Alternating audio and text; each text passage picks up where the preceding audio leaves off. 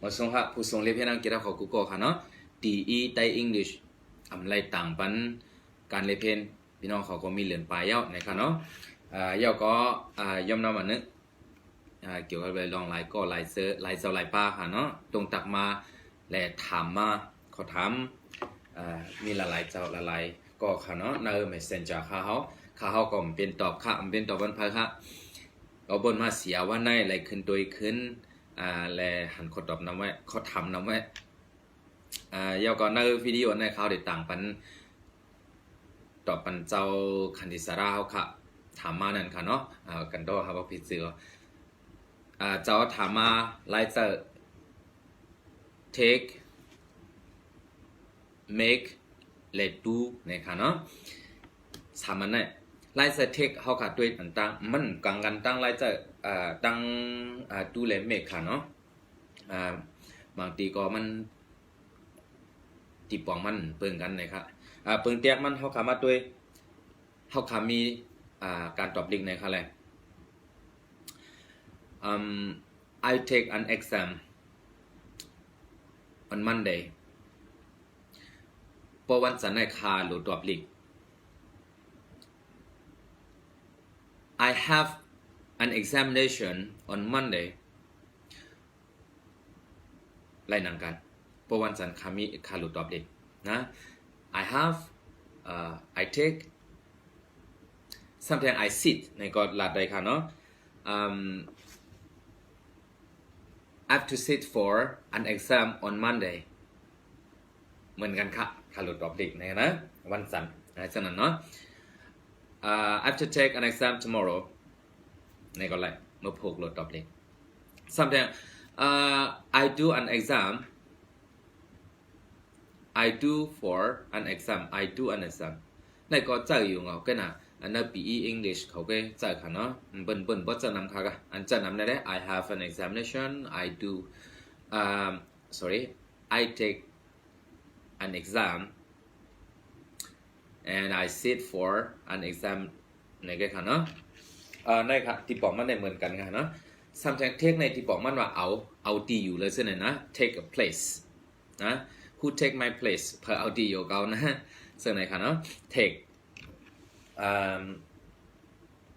เขาขาดด้วยแทง take someone to somewhere เอาสิก็กับสิติในจังนะเพิ่งแต่มันdon't take my computer don't take my book don't take my pen to anywhere อย่าไปเอากำซึมขากว่าดีละนะ don't take อย่าไปเอาจัง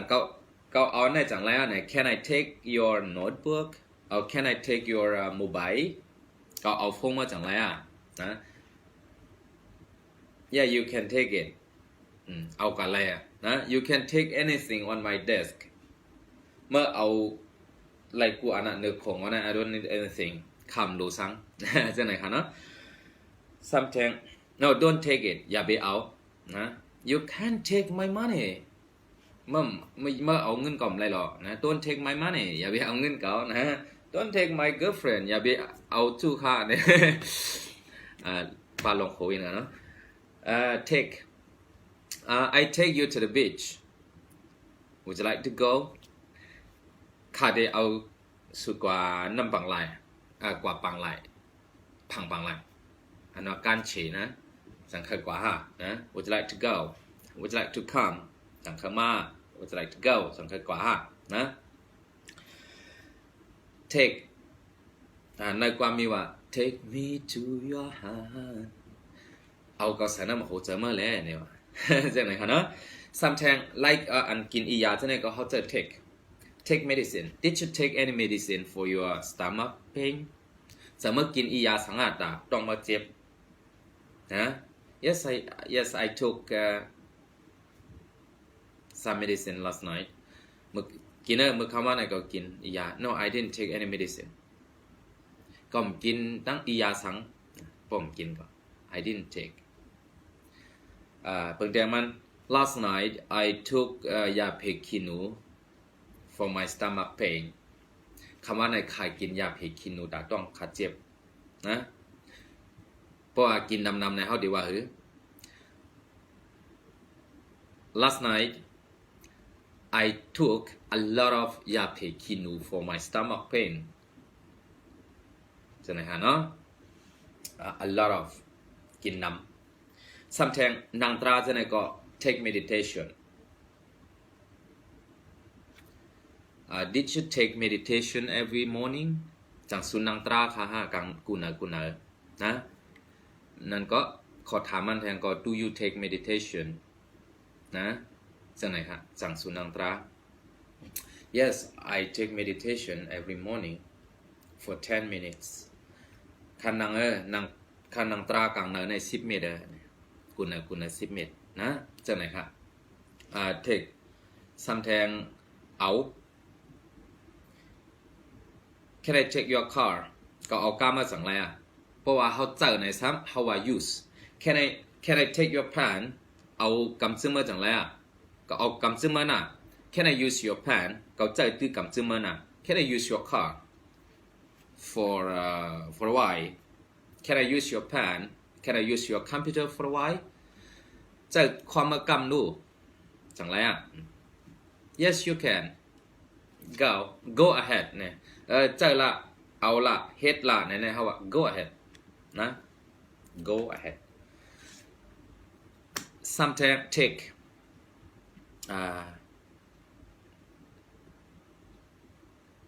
ขี่ก้าใช่ไหมก็เขาจะ take I took the bus to work every day ค่าขี่ก้ากับการกวนนะจังไหนคะเนาะ I always take the bus sometimes take อย่างแทงเอาตีปองมันว่าเอาดีอยู่จังไหนคะเนาะนะ Don't let somebody take your place อย่าไปปันพาเอาดีอยู่มาก ในจังไหนคะเนาะเหมือนจังว่าafter 20 years the technologies could take human place human job but แทงเช้าปีในเครื่องจักรในจางเอาดีอยู่ก้นจางเอาการก้นแบบนะอย่างในเครื่องจักรมันขึ้นใหญ่มากขึ้นกลับมาหนาล่าในเอาดิฉันก็เดี๋ยวจากเฮ็ดในก้นในเดมก็มีการจังนั้นค่ะเนาะsomething okay that's all for take example and let's go for do and make เฮาคากะติ do and make do และ make ในเปิงกันซึ่งเหือเนี่ย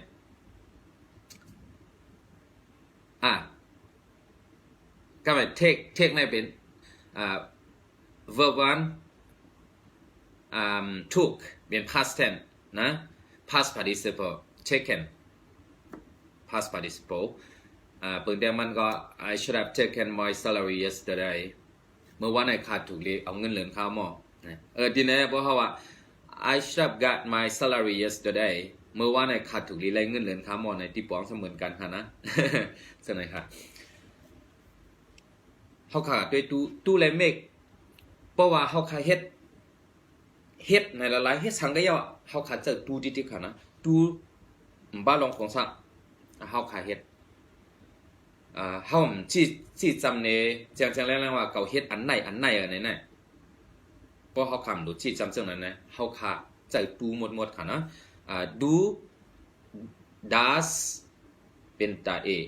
did อันปนมา done past participle นะ let's see example about housework เขาด้วยปึงเตียงมันตาการเฮิน housework และ homework ในสัมเป็นการเฮาก็เห็นลายมาเยอะเฮาหลูกแก้งหลูอ่านหลูแกะหลูแต้มหลูไม้นั่นเป็นห้องว่า homework อันมันว่าจองสักเขาเมียว นะโคอินครับซ้ำแทง housework ในแต่มันเป็นจองสาค่ะเนาะมันสิจองสาอัน housework แต่ก็เป็นการนาเฮิรนตาเย่เฮาขาดหลูเฮ็ดนั่นเปิงแต่มัน I have to do a lot of housework. I have a lot of housework to do. ข้ามีการเฮิรนอันหลูเฮ็ดนำหนานะ So I cannot watch TV today.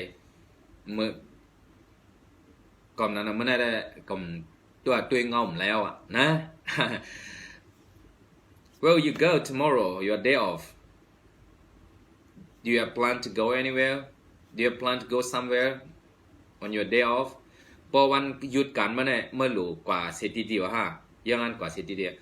No I can't go anywhere I have a lot of work to do ก็มีการดูเฮ็ดนำมา I have a lot of homework to do เดี๋ยวมีการดูเฮ็ดการเฮ็ดนำนะสามแทงมันต่างไรเสื่องหาในเปิงเตียงมันเนี่ยพอเป็นนั่งยิ่งก็ล่างมาล่างหวานซะเนี่ยลอยพุดสื่อลอยโคซะเนี่ยเนาะเปิงเตียงมันเท่าว่า Can you help me to wash the dishes wash ล่างมาล่างหวานนะ wash the dishes ทีนี้เขาคือว่า Can you help me to do the dishes please do the dishes ล่างมาล่างหวานเจออะไรหนังกันค่ะเนาะสามแทง Can you help me to do the laundry ช่วยก็ลอยพาลอยโคมนั้นก็ I have to do laundry I have to do my laundry เกาหลูลอยพาลอยโคเขาเนี่ยจะดูในไร I have to wash my clothes เหมือนกันก้อยที่บอกมันใช่ไหมคะเนาะสามแทงพอ past participle I should have done or you should have done your homework before the guests come or you should have done your housework before the visitor arrive เมื่อถูกที่เย้าการเฮิรนเมื่อก่อนแขกมาเผียวเนี่ย visitor และดัง guest เหมือนกันไงค่ะนะ excuse me guest และ visitor I should have finished my visit sorry I should have done my housework before a visitor come ก่อนแขกได้มาก็ถูกเลี้ยวการเฮิรนกับหม้อนะ I should have done ก็เหมือนกันนะที่บอกมันนะมันต่างอะไรที่ finish นะ Have you done your homework yet สามารถไปเยี่ยวการนิกไล่มาการค้นคว้ามา Have you finished your homework yet ไล่หนังกันที่บอกมันจะนะครับเนาะ Something What did you do yesterday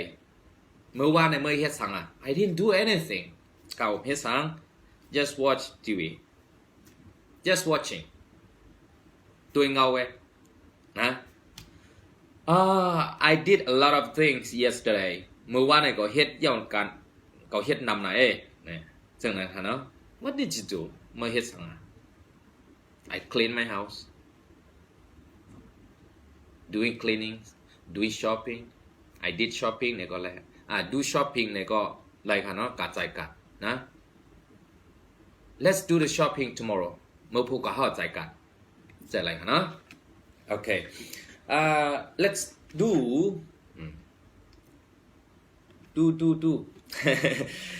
who did it มันปนมานะ she did it มันนางเฮ็ดอ่ะ who did it เผยเฮ็ดอะไร she did it มันนางเฮ็ดอ่ะนั่นนะshe does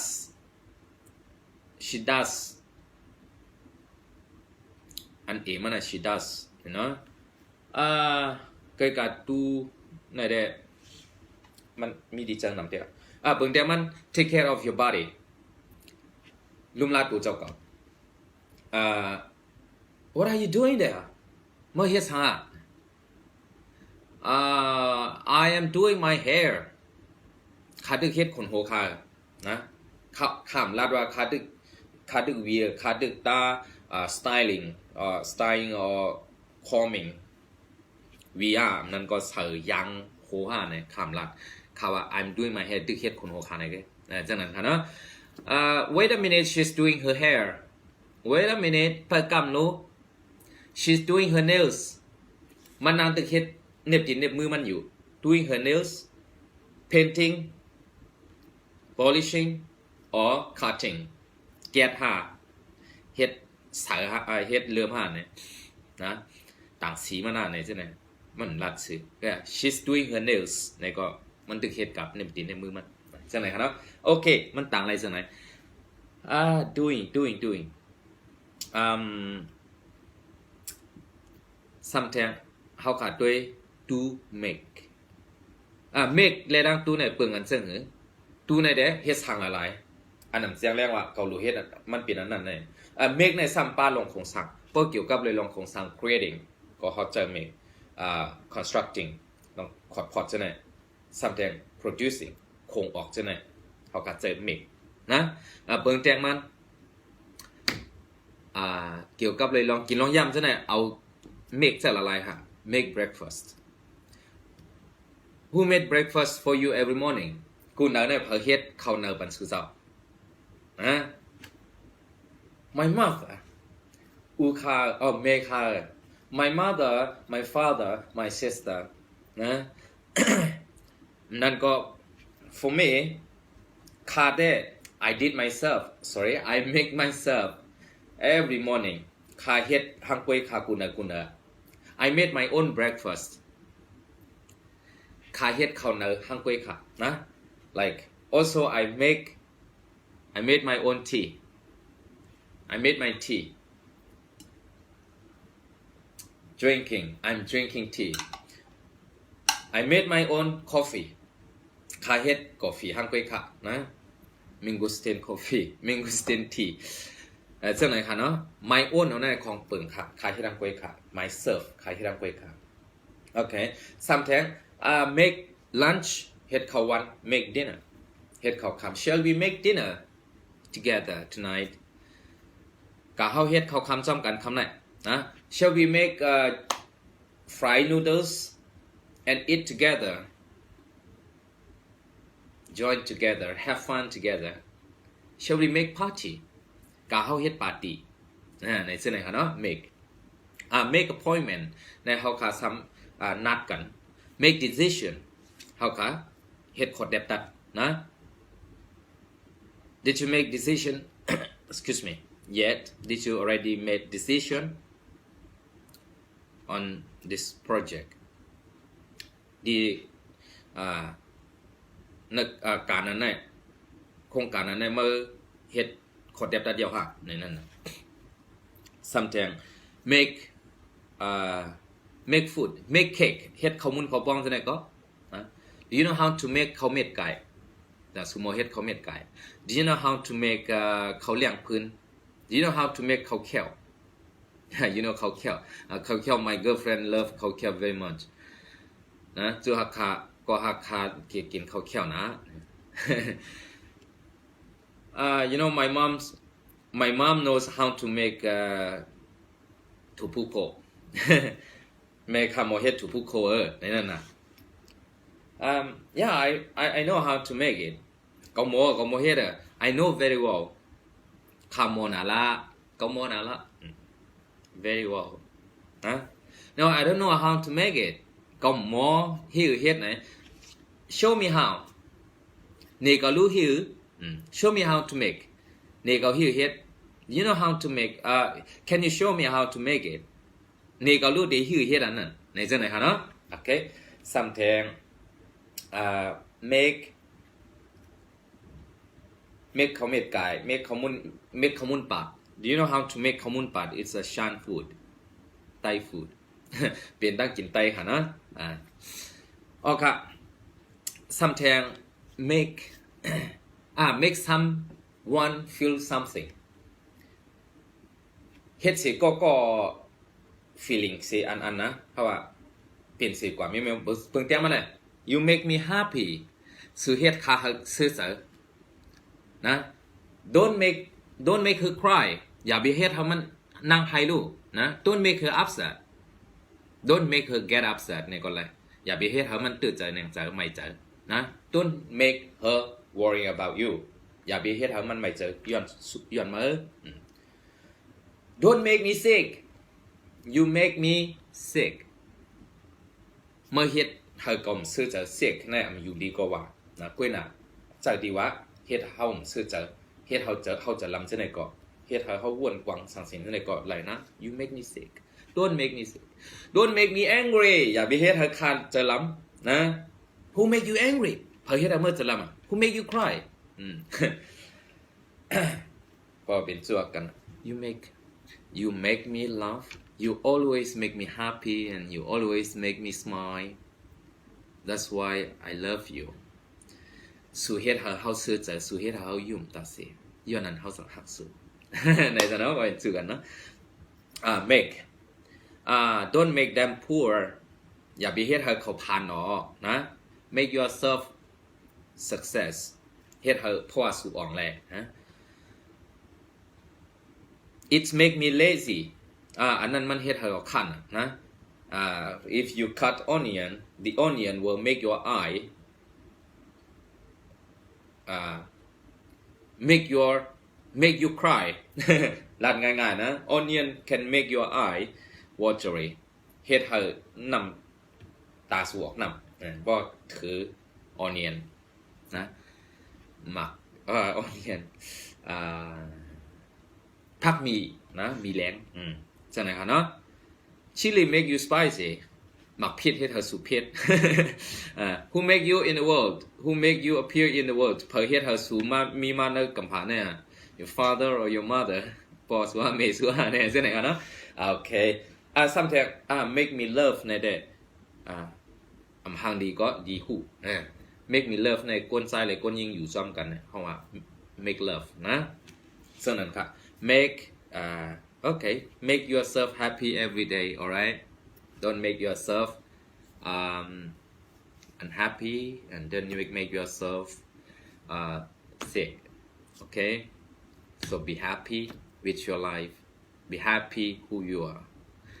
เสื่อมวนอันสู่เจ้าเป็นสู่เจ้ามีนั้น be happy what you have got สู่เจ้ามีเสือก็ซื้อจอมเลยเนี่ยนะ okay make ฉะนั้นครับ make mistake everybody could make mistake กูก็จะเฮ็ดผิดอยู่ make mistake เฮ็ดผิดนะ so don't worry อย่าไม่เจอนะ I could make mistake you could make mistake ข้าก็จะผิดสู่เจ้าก็จะผิด but ก็อีก we should learn by mistake นะ how to learn from mistake เรียนเพียนเตียนเขาผิดนั่นนะ don't let it mistake at single things and single point again and again อย่าไปเขาผิดตีอันเขาย้ำผิดนั่นกำหนึ่งเยาวกำหนึ่งนะ so we have to learn from that mistake เขารู้เรียนเพียนเตียนเขาขับผิดนั่นจังนั้นนะครับเนาะโอเคmake mistake sometimes make happy make fun เฮ็ดลองหุ่นคอนะ make fun sometimes make made in เนี่ยก็ made in where เฮ็ดออกเมืองเลย made in China เฮ็ดออกเมืองเข made in Myanmar เฮ็ดออกเมืองมันนะ made in Shan country เฮามีนะ Shan country ได้เฮามีนะเมืองใต้นะ ตึกเปลี่ยนเตอมันนะ sometimes okay made of ใน some เฮ็ดเหมือนซึ่ง this cover made of plastic อัน cover ในมันเอาก่อสิเฮ็ดmade of plastic made of wood this desk made of wood ของอันนั้นเอาไม้สิเฮ็ด made of gold เอาคำสิเฮ็ดฉะนั้นครับเนาะ made of ว่า made by ในได้สิก็อะไรคำสิก็เฮ็ดนะ it's made by me it's made by them นี่นะ made okay จากนั้นมาทบกันแทนครับ I see you next time and have a nice day everybody thank you for watching